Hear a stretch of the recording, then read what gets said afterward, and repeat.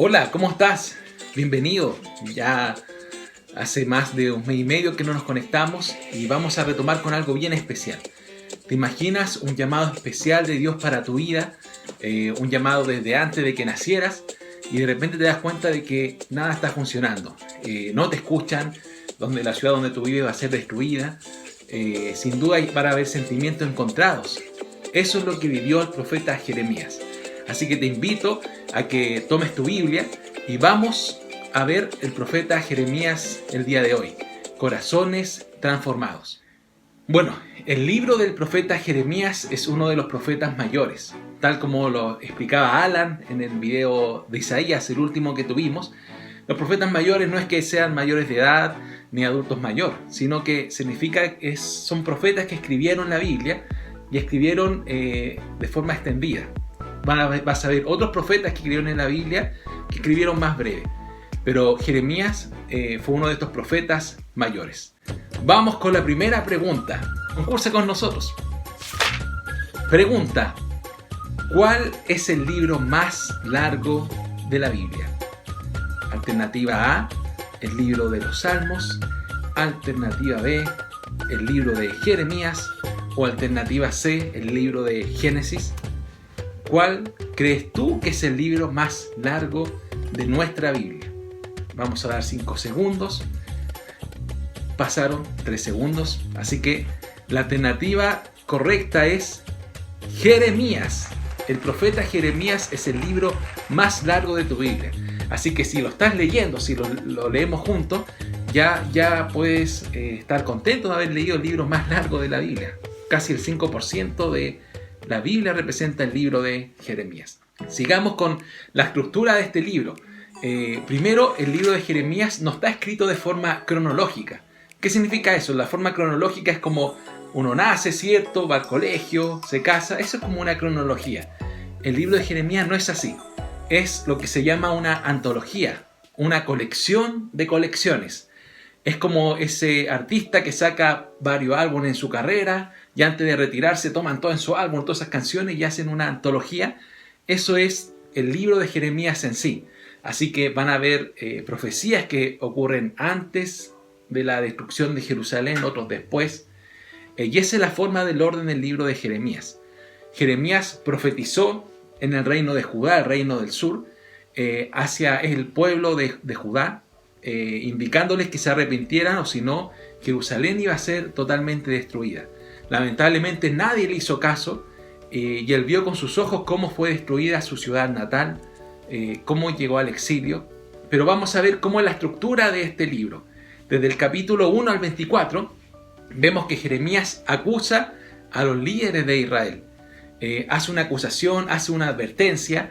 Acá Jeremías está diciendo, miren por favor, miren lo que está ocurriendo, tienen que volver al Señor.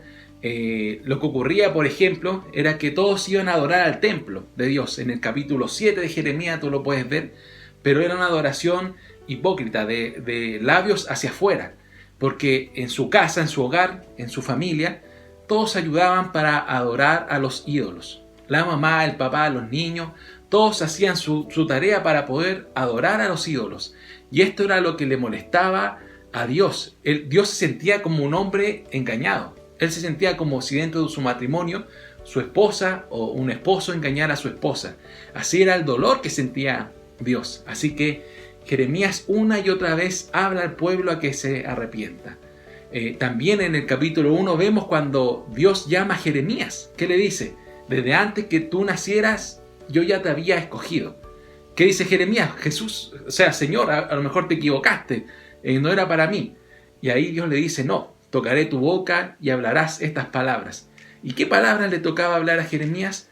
No algo muy popular, que era arrepentimiento, que iba a venir juicio contra Jerusalén. Si Jeremías hubiera estado en nuestra época, probablemente lo hubieran bloqueado de Twitter, de Facebook, de YouTube, hasta del diario Mural. Ni siquiera podría hablar públicamente porque sería un discurso políticamente incorrecto para nuestros días. Pero esa fue la misión y el llamado del profeta Jeremías. Del capítulo 25 al 29 vemos que no solamente no hacen caso a Jeremías, sino que lo empiezan a perseguir. lo llevan a una cisterna sin agua, lo dejan ahí. Vas a ver también cómo lo torturan en el patio, ¿cierto? Así que Jeremías no es escuchado, y no solamente no es escuchado, sino que es perseguido. No era amado por los líderes religiosos ni políticos del momento. Pero Jeremías llega en un momento, en el capítulo 20, que le dice a Dios: Dios, ya no quiero hablar más de ti. Yo donde hablo quedo mal. Pero ¿qué dice ahí? Dice que él no pudo contenerse porque había un fuego en su interior. Tenía fuego en sus huesos, que era la presencia misma de Dios. Había una llama que nada lo podía parar. Dice Jeremías: me sedujiste, Señor, y yo fui seducido. Así que Jeremías no quería hablar más porque no le convenía, pero estaba totalmente enamorado de Dios. En el capítulo 29, un capítulo muy importante, porque Jeremías le manda a los que están exiliados en Babilonia. Recordemos que Jerusalén fue totalmente destruida, y al ser destruida, muchas personas fueron llevadas a Babilonia. Jeremías les manda una carta y les dicen: miren, ustedes que están ahí en Babilonia, tienen que hacer sus casas, tienen que plantar, tienen que tener hijos, tienen que pedir a Dios por esa ciudad, porque si esa ciudad es bendecida, ustedes son bendecidos. Así que nuestras ciudades son amadas por Dios, son amadas porque viven muchas personas, sea tu ciudad grande o pequeña, sea que vivas en el campo o en una gran urbe. El Señor ama esos lugares donde hay personas. Así que pidamos por nuestra ciudad tal como Jeremías pide que pidamos por la ciudad de Babilonia. Después de que tú leas los primeros capítulos de Jeremías, vas a ver que hay mucho juicio, mucha persecución a Jeremías, pero justo en el centro del libro de Jeremías está el libro de la consolación, del capítulo 30 al 33. En estos breves capítulos vemos que está el centro del mensaje del profeta Jeremías. Justo en la mitad dejó una cosa de las más importantes. Y aquí vemos que hay consuelo. En el capítulo 31, por ejemplo, dice: con amor eterno te he amado, por eso te sigo con fidelidad. Recordemos que nadie escuchó al profeta Jeremías.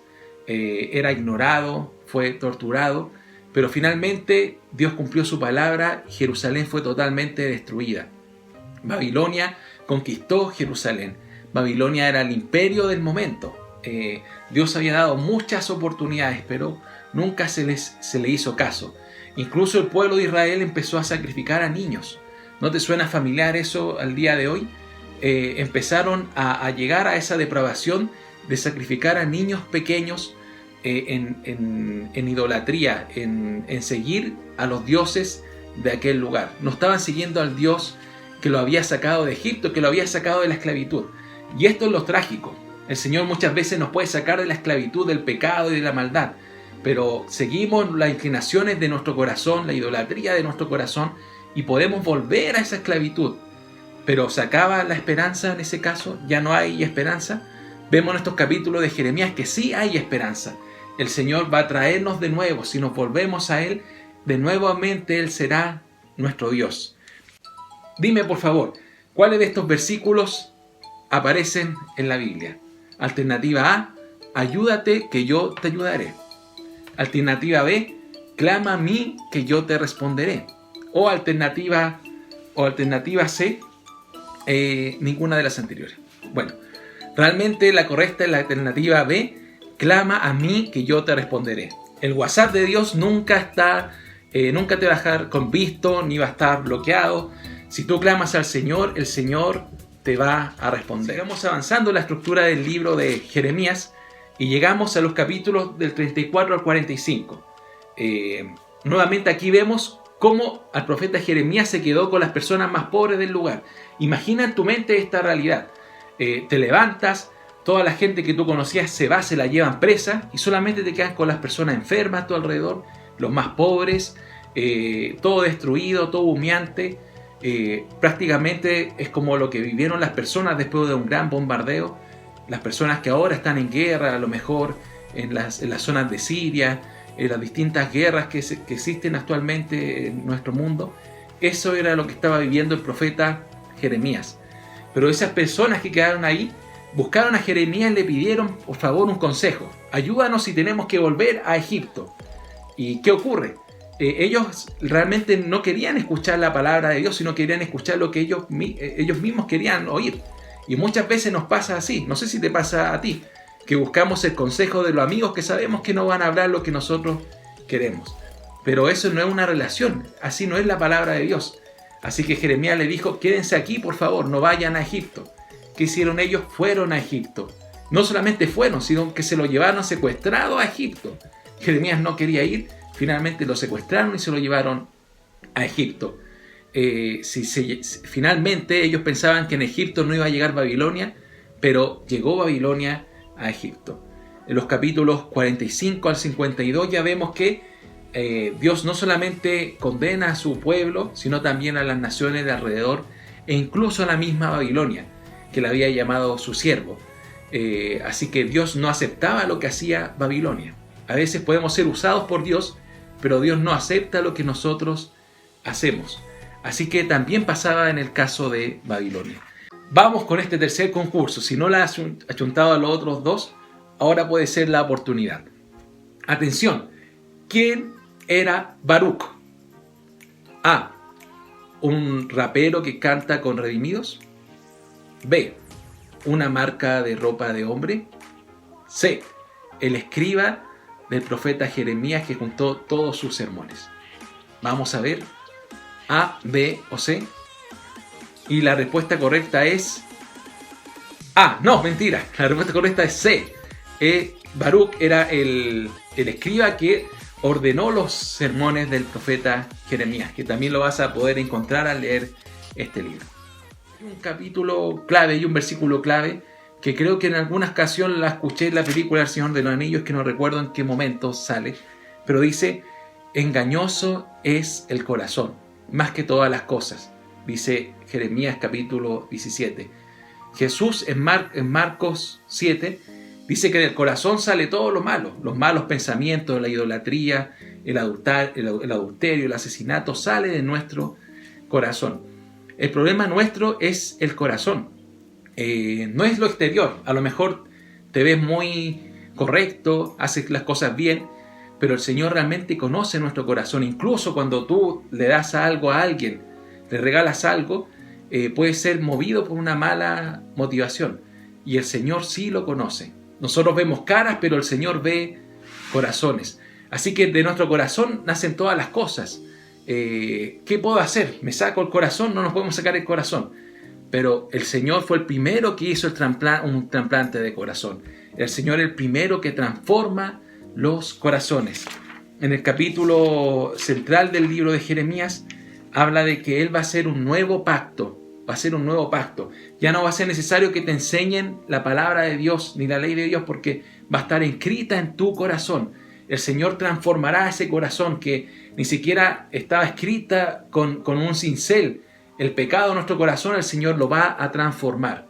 ¿Y cómo lo va a hacer? ¿Cómo lo va a hacer si yo necesito ser transformado por el Señor? A lo mejor tú luchas con el pecado, a lo mejor tú luchas con muchas cosas, con la presión del mundo. Pero el Señor va a transformar nuestros corazones. A lo mejor tú no conoces a Jesús y piensas que tienes que hacer cosas buenas para acercarte a Él. No es así, mi hermano. El Señor va a transformar primeramente tu corazón. Y en ese camino de transformación tú lo vas a conocer a Él. Pero Él ya te conoce. Él ya sabe quién tú eres. Jesús en Lucas habla a sus discípulos antes de morir en la cruz. Él dice, esta es mi sangre, la sangre del nuevo pacto. En ese momento es cuando el Señor transforma nuestros corazones. Así que si tú piensas que nada ni nadie puede cambiar nuestra inclinación al mal, nada ni nadie puede cambiar mi corazón que siempre quiere hacer lo malo, Jesús nos dice que sí, hay alguien que puede transformar ese corazón. Hay alguien que puede hacer esa operación a corazón abierto, porque entregó su corazón en la cruz, por amor a ti, por amor a mí. Así que si en algún momento te has sentido como el profeta Jeremías, que ya no puedes continuar, ya no puedes seguir adelante, el Señor nos dice, sigue adelante, porque Él es el que te respalda. Aunque todos estén contra ti, aunque no seas popular, aunque al ser tú una hija de Dios, un hijo de Dios, ya seas bloqueado en distintos lugares, no puedas acceder a algunos trabajos, incluso a lo mejor más adelante podremos ser perseguidos, incluso hay hermanos nuestros que son perseguidos por seguir a Jesús. No estamos solos. Ese Señor que te escogió desde antes que nacieras, tal como escogió a Jeremías, está contigo. Y ese Jesús que dio su vida en la cruz para que tengamos un nuevo pacto con Él, una nueva relación, una relación restaurada con Él, un corazón transformado, hoy día está transformando corazones. Así que te invito a leer el libro de Jeremías. Te invito a ver cómo este profeta siente el mensaje de Dios, cómo le duele no ser escuchado. Probablemente tú te dueles que tu familia no te escuche, que tus amigos no te escuchen. Ese es el dolor muchas veces que siente Dios, pero hay consuelo y esperanza. Clama a Él y Él te responderá. Así que un gran abrazo. Vamos a ver la guía ahora, mis hermanos y chicos. Y esto es lo hermoso, que Jesús es el que transforma los corazones. Jeremías no lo pudo ver en su totalidad. Y nosotros tenemos hoy día el privilegio de verlo. Ese anhelo de Jeremías se hizo realidad en la cruz. Así que un gran abrazo y sigamos reconectados con el libro de Jeremías. Un abrazo.